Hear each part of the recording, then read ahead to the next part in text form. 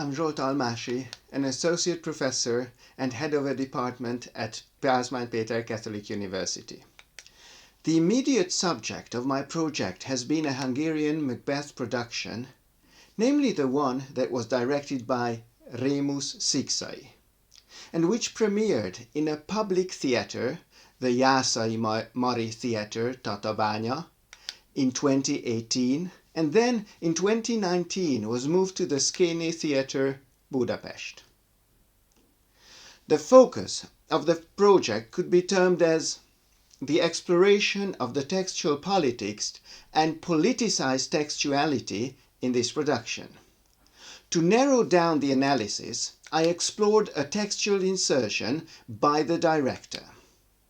This insertion concerns Duncan's speech regarding changing the method of succession in Scotland, announcing the change from Tainistry, that is, the election of the next king from the Scottish Thanes, to primogeniture, that is, when the king's successor would be his firstborn son.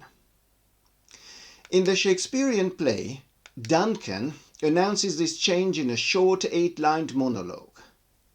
Szikszai changed this speech into a 27-line elaborate speech that easily reminds the audience of the rhetoric of Hungarian politics as represented in the media, in terms of its arrogance, its rhetoric of nationalism and religion.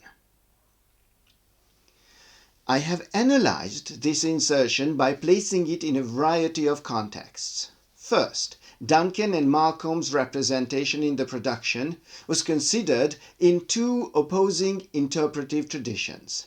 The first may be termed as a traditional interpretation that argues that Duncan and Malcolm are almost holy characters, against whose holiness the Macbeths and their deeds are more serious and absolutely evil. The second may be termed a more revisionist, which claims that Duncan and Malcolm are far from being morally perfect, thus the Macbeths will appear in a more refined light in this interpretation. Seemingly, Szikszai's production sides rather with this latter trend. I have argued this with reference to the stage design, the costumes, and also the characterization of Malcolm. Another context concerns the changes in the Hungarian theatre culture since 1989 in terms of the theatre's role in reflecting on politics, and closely related to this, the movement from a conservative attitude to modifying the original text to a more liberal one. The changes in theatre culture before 1989 and after lie in the decrease of direct state control over theatres.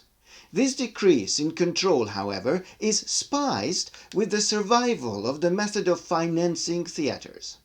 Theatres, especially stone theatres, are still funded more or less by the state and local authorities. A further ingredient concerning pre-1989 state control concerns the location of the theatres. Budapest was more closely monitored than the rest of Hungary. Furthermore, it seems that before 1989, directors and dramaturgs modified the original text with caution, which activity mainly consisted in deleting parts, characters, and occasionally rearranging scenes. This attitude to the original text followed from the very strong state control over the theatres, and owing to this it was not the text that carried political criticism, but rather gestures, situations that functioned as winking at the audience.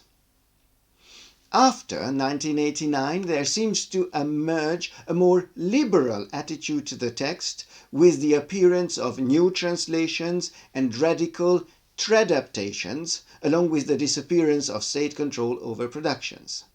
It is in these contexts that I have analyzed Szikszai's production. Two conclusions have followed from this analysis with respect to the added text.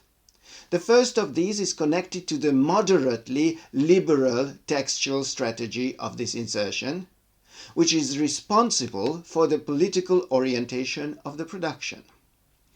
The liberal attitude lies in the fact that Szikszai freely deleted and inserted into the playtext.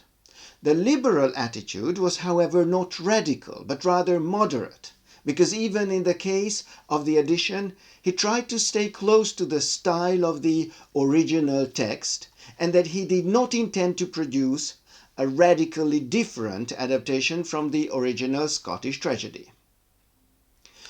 The second conclusion is that in the context of the production, politics does not seem to be the most significant layer. First of all, because compared to earlier, more politicized Macbeths, this production, by nominating Duncan a recognizable image of the Orbán administration while criticizing it, also shows that after Duncan, worse people may follow him on the throne. Furthermore, that in the context of the production, the political layer is less significant, as the focus is on the relationship between the Macbeths. And compared to the tragic journey, the political references seem to be less in the foreground. I am going to continue this project by collecting more data concerning the textual politics and politicized textuality in the Hungarian Shakespeare theatrical reception.